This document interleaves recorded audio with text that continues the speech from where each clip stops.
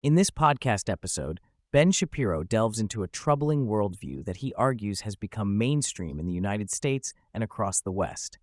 He asserts that this perspective is not merely misguided, but fundamentally evil, with significant implications for politics and the upcoming 2024 elections.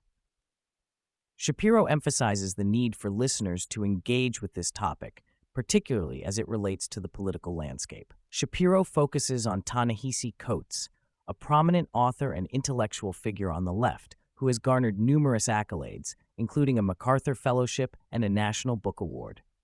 Coates is often celebrated in media circles, but Shapiro contends that his views are emblematic of a broader, dangerous ideology that has infiltrated the Democratic Party and leftist thought in general. He highlights a recent interview where Coates justified the October attacks on Israel, suggesting that if he were a Palestinian, he might have engaged in violence against Israelis. Shapiro argues that this line of reasoning is not only morally indefensible, but also indicative of a worldview that legitimizes violence against perceived oppressors. Shapiro critiques Coates for distorting facts about the Israeli-Palestinian conflict, claiming that Coates misrepresents the situation in Gaza and the treatment of Palestinians. He points out that there are hospitals in Gaza and that many Palestinians have received medical treatment in Israel.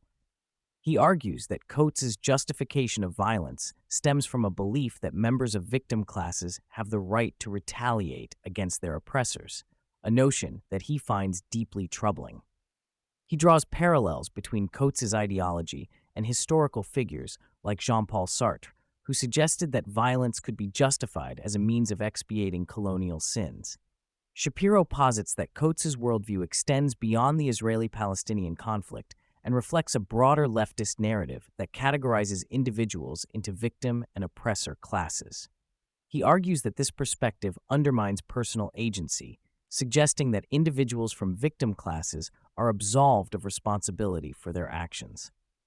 This ideology, according to Shapiro, has permeated various aspects of American society, including academia and media, leading to a dangerous normalization of violence as a response to perceived injustices.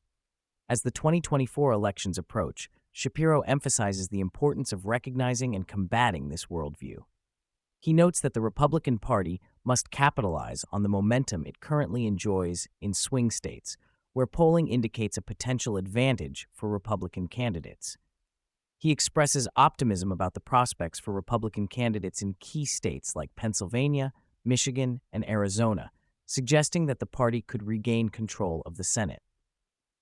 Shapiro also discusses the challenges facing Kamala Harris's campaign, highlighting her struggle to connect with black male voters.